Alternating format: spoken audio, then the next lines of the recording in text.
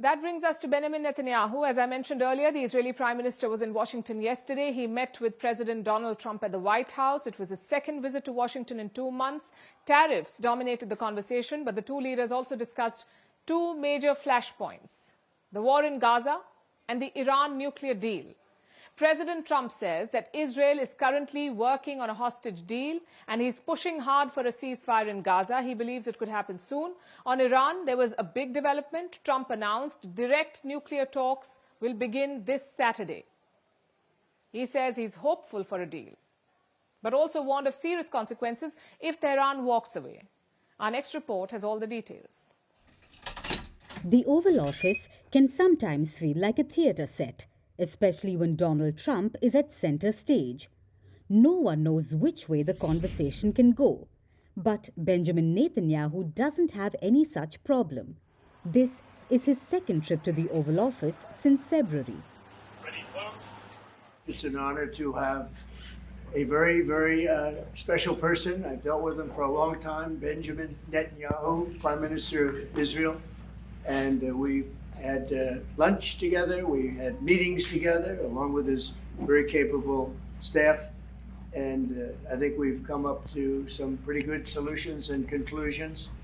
And we'll be working a little bit after this, and then I assume you're going back home.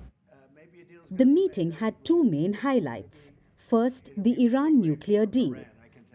Donald Trump made a surprise announcement during the meeting.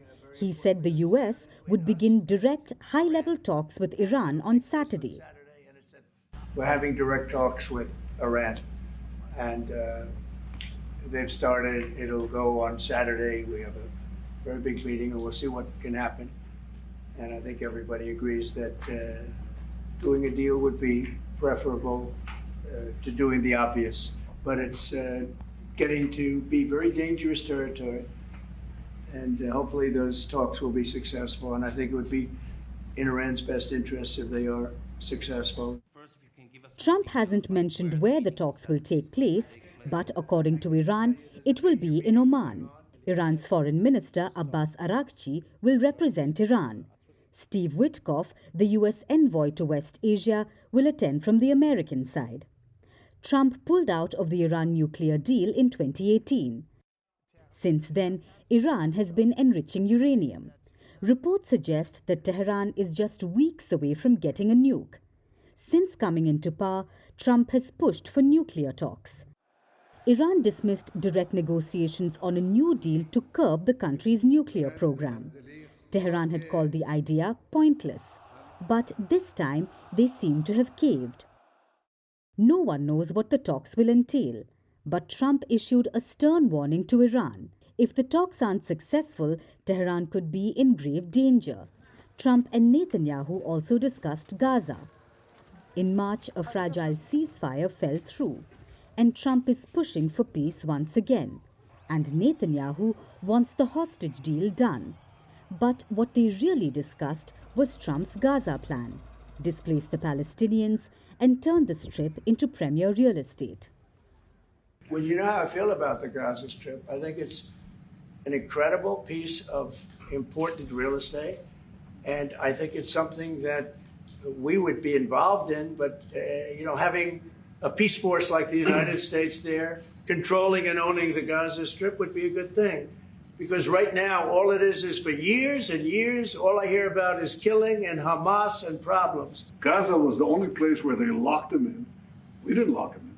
They're locked in. And what is wrong with giving people a choice?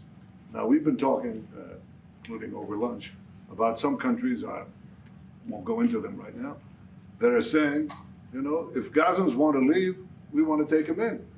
And I think this is the right thing to do. It's a controversial plan, to say the least, and one that could reshape West Asia if it ever comes to life. So, as the curtains fall on another chapter of Oval Office diplomacy, one thing is very clear. Trump isn't just negotiating with Iran or Israel, he's negotiating his legacy in West Asia. And for now, the world watches from the front row. Greeting you with aloha and namaste. I love India. Presence, occupation of a territory by another country pertains to India, what we saw in Kashmir.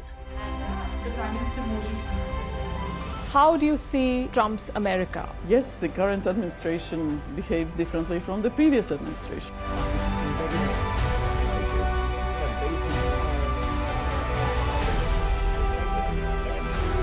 Are you saying that there are foreign powers who are trying to bring down the current government in Syria? Exactly. Bluntly, Iran, maybe Russia too. Prime Minister Modi committed to South-South, cooperation. Not over 50%. Is Ukraine prepared to pay the price for that peace? No compromises at the cost of territorial integrity and sovereignty.